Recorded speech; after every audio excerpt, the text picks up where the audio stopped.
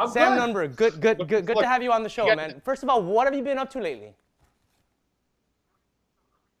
So are we starting the interview live? Yeah, okay, so I'm gonna start one more time right now, and then we'll start. Ready? Okay, so we're starting now. Hey, okay, Sam Nunberg, thanks for being on the show, man. So first of all, what have you been up to lately? Well, I'm working on the midterm election. We have 81 days. Speaking to you, by the way, you're in California. I'm in New York. We're in two critical states here in terms of control of the House. So I had worked for Trump from 2011 to 2015, mid-2015, and I had some internal strife in the campaign. I was pushed out. I then had actually got sued by the president during the campaign. Yes, for my NDA, like Omarosa. Did you sign an NDA? I signed an NDA, and our lawsuit was settled amicably. Everything was fine. It lasted for, like, let's say 2 weeks or so.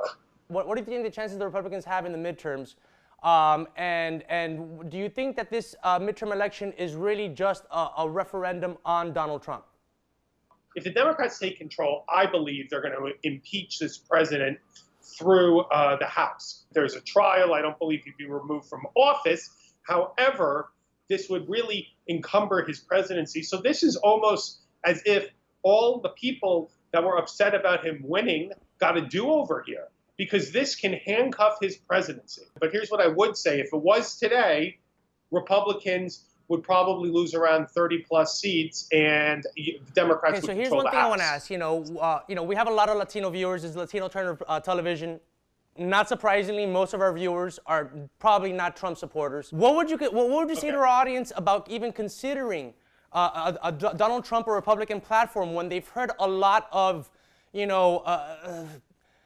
heard a lot of messaging from the Republican Party and Donald Trump that they feel attacks them, with the immigration, with certain, aspects of the alt-right, talking about, like, we will not replace us and all these things.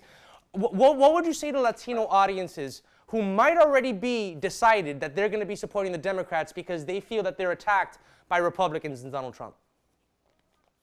Well, what I would say is that you would judge us based on the policies. We believe our policies are best for the future of America, and we're all Americans. Including Latino Americans?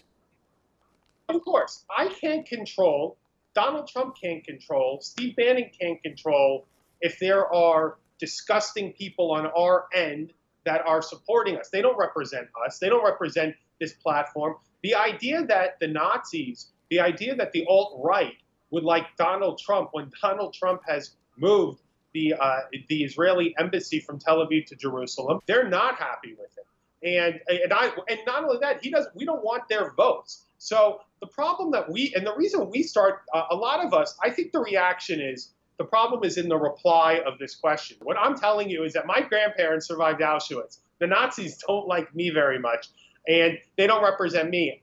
Further, on the immigration issue, if it's about immigration, I don't think that any American wants to have, or if they do, they shouldn't vote for Donald Trump, wants to have an open border policy where we would continue to let an influx of illegal immigrants. I'm not talking about what we do with current people of status that are currently in the country. As far as the Latino vote, they're going to be using the family separation episode at the border as a placard for why the Republicans don't like Latinos, okay, or don't want to reach out to them. What is going to be the Republicans' response to that episode? Well, I think, first of all, the idea that this is a complicated question, because just to explain quickly, remember, the president inherited a policy where a court decided under the Clinton administration that he was not allowed to keep a child and a parent separated, but he was also not allowed, if they were not of American status, to keep them in detention. In other words, he had to release them, which he called catch and release. So what they did to solve that was, initially, they separated them.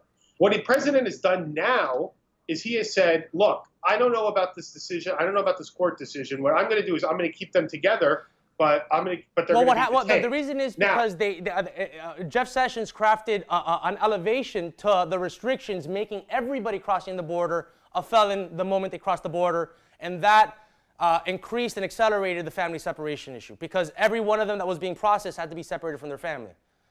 Is that still going on? Or are they going to? Well, no, but they're going to be kept together. They're not going to, but there's not going to be what we would call in a jail catch and release. No, in a detention. No, not jail. And the other issue I would say is nobody likes to see this, but what happens when an American commits a crime and the parent goes to jail? And the kids aren't held in a detention center. The kids are not held in the detention center. Look, it's not a good situation. I'm not going to give you the talking points that our people on my side are supposed to say. I don't think it's an easy situation on either side. But here's what I do think, and this is the frank talk, is we can't make this once again. What had happened was when President Obama previously, he issued those two immigration executive orders, one in 2012, one in 2014. We had the child migration crisis in 2014, and that's what we're trying to stop here. And that's one of the reasons, by the way, Donald Trump was elected.